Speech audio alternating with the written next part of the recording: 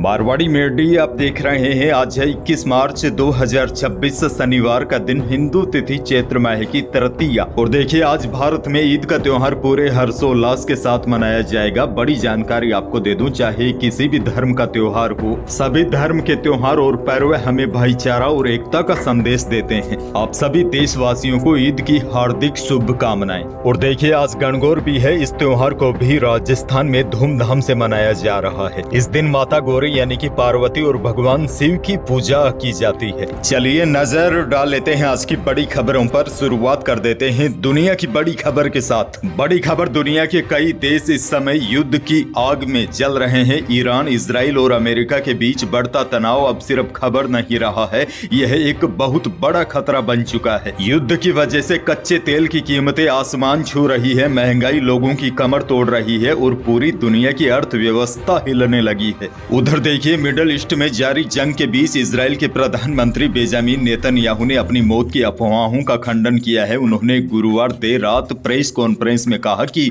मैं जिंदा हूं। नेतन्याहू ने दावा किया है कि बीते 20 दिनों में अब ईरान के पास यूरेनियम इनरिच करने या बैलिस्टिक मिसाइलें बनाने की कोई भी क्षमता नहीं बची है। उन्होंने कहा कि हम जंग जीत रहे हैं और ईरान बर्बाद हो रहा है। उन्होंने युद्ध जल्द खत्म होने का दावा किया है। उन्होंने कहा हम ईरान पर चौतरफा हमले कर रहे हैं, वह अब दुनिया को ब्लैकमेल नहीं कर सकता, उनकी लीडरशिप खत्म हो चुकी है।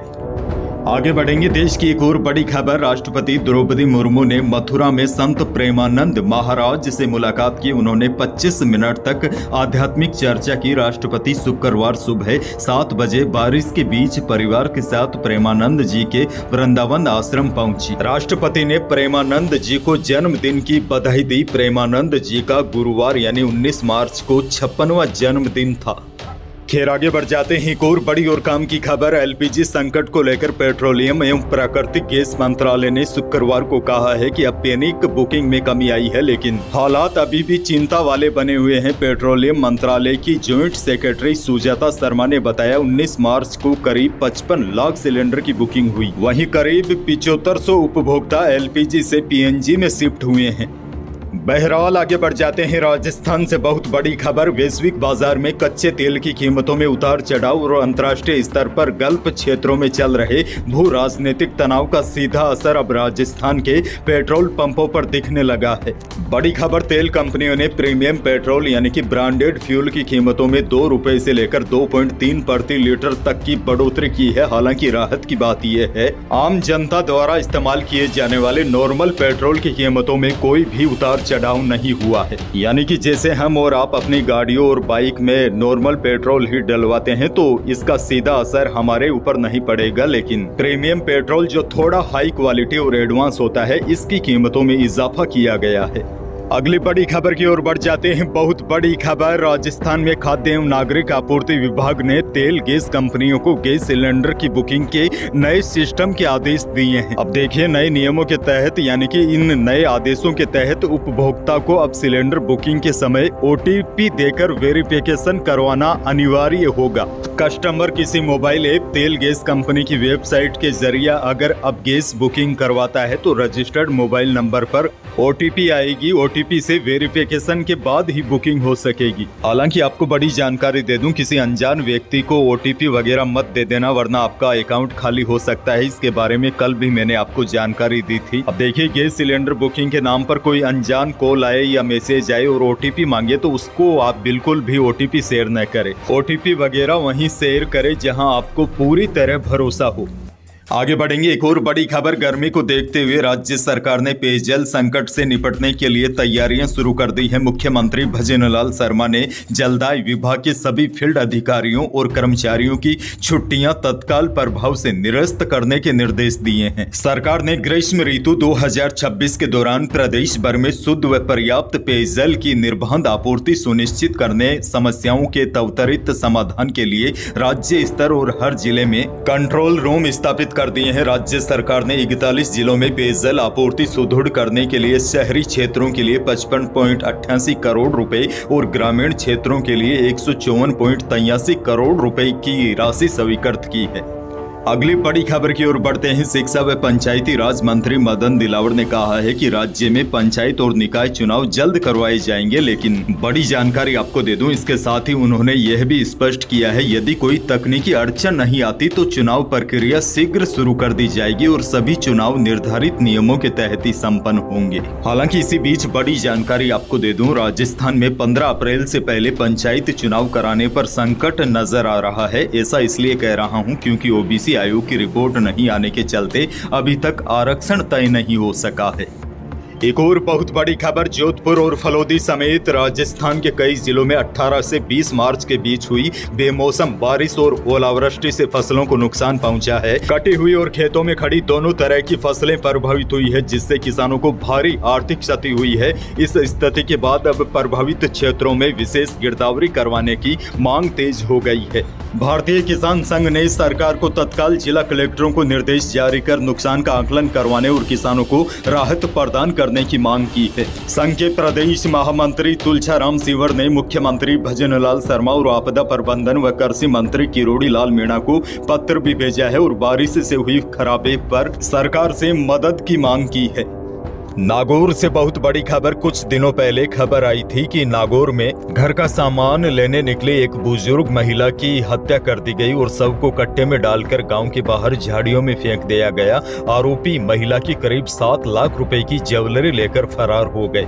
इस घटना से एक बार के लिए सनसनी फैल गई। अब देखिए बड़ी जानकारी यह है, नागौर में बुजुर्ग महिला की हत्या पड़ोसी युवक ने ही की थी। पुलिस ने बड़ा खुलासा करते हुए बताया, महिला पशुओं के लिए सूखा चारा खरीदने के लिए आरोपी के घर गई थी। इसी दौरान महिला के गहने देखकर युवक की नीयत बिगड़ गई। अब देखिए समय कितना खराब आ गया है। पड़ोसी था लेकिन पड़ोसी की नीयत कब बदली पता ही नहीं चला। आरोपी ने महिला की हत्या की और करीब 7 लाख रुपए के सोने चांदी के गहने निकाल लिए और महिला के शव को झाड़ियों में फेंक दिया था। अब पुलिस ने पूरे मामले का खुलासा करते हुए आरोपी को गिरफ्तार कर लिया है। अच्छा, बड़ी खबर यह भी देखिए, राजधानी जयपुर सहित प्रदेश के कई जिलों में आज शिया मुस्लिम महिलाओं द्वारा इस वर्ष ईद न मनाने के फैसले पर बड़ा विवाद खड़ा हो गया है। दरअसल यह निर्णय ईरान पर हुए हमले और वहां के supreme leader Ayatollah Ali Khamenei की कथित मौत के विरोध में लिया गया है, जिससे धार्मिक और राजनीतिक स्तर पर बहस तेज हो गई है। हालांकि इस फैसले को लेकर कई मुस्लिम संगठनों और अन्य वर्गों में मतभेद भी सामने आ रहे हैं। कुछ लोग इसे धार्मिक स्वतंत्रता का मामला मान रहे हैं, जबकि अन्य इसे सामाजिक सद्भाव पर असर डालने वाला कदम बता रहे हैं। खैर आगे बढ़ जाते हैं। बहुत बड़ी खबर, इंटरनेशनल मार्केट की नरमी के असर से जयपुर सराफा बाजार में दोनों ही कीमती धातुओं में रिकॉर्ड गिरावट आई। चांदी 8,000 रुपए कम होकर 2,37,000 रुपए प्रति किलो पर आ गई है। शुक्रवार को शुद्ध सोना भी 4700 रुपए फिसल कर 1,51,000 रुपए प्रति 10 ग्राम पर रहा। वहीं 22 कैरेट यानी कि जेवराती सोना भी 4400 रुपए टूटकर 1,41,200 रुपए प्रति 10 ग्राम रहा। यानी पिछले 4-5 दिनों से देखा जाए तो सोने और चांदी के भाव में रिकॉर्ड गिरावट आ रही है। उधर अनाज मंडियों के भाव की बात करें तो मेड़ता की मंडी में इसबगोल का भाव न्यूनतम 10,000 और अधिकतम 13,000 रुपए रहा। बीकानेर की अनाज मंडी में भी इसबगोल के भाव में तेजी देखी गई। इसबगोल का भाव 11,100 रुपए से लेकर 13,600 रुपए रहा। जीरा बीका बीकानेर में अधिकतम 20,700 रुपए। पीली सरसों का भाव 6,000 से अधिकतम 7,800 रुपए रहा और नॉर्मल सरसों का भाव 5,700 से 6,600 रुपए रहा। गवार के भाव में भी हल्की सी तेजी देखी गई। बीकानेर में गवार का भाव अधिकतम 5,200 रुपए रहा।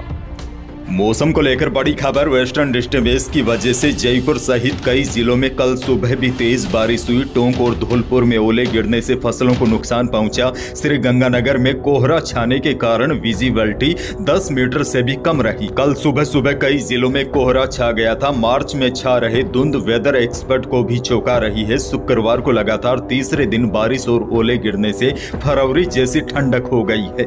और देखिए सबसे बड़ी जानकारी तो यह है, मौसम विभाग के ताजा अपडेट के अनुसार एक और बैक टू बैक कमजोर पश्चिमी विक्षोभ के आंशिक प्रभाव से पश्चिमी राजस्थान के सीमावर्ती इलाकों में आज 21 और कल 22 मार्च को भी मेघ गर्जन के साथ हल्की बारिश बूंदाबांदी होने की संभावना है। हालांकि प्रदेश के शेष अधिकांश भागों में आगामी 4-5 दिन मौसम मुख्यतः शुष्क बने रहने की संभावना है।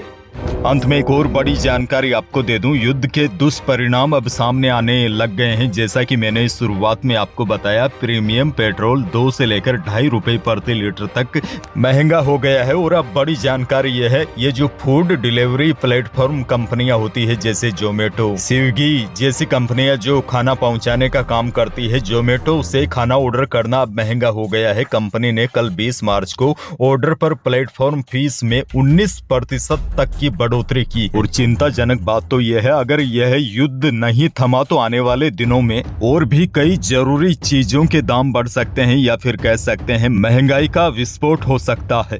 तो यही थी प्रदेश और देश की आज की बड़ी और महत्वपूर्ण खबरें। वीडियो को लाइक करना बिल्कुल न भूलिए। चैनल पर नए हैं तो सब्सक्राइब जरूर कीजिए ताकि आप अपडेट रहे बड़ी और काम की खबरों से। धन्यवाद।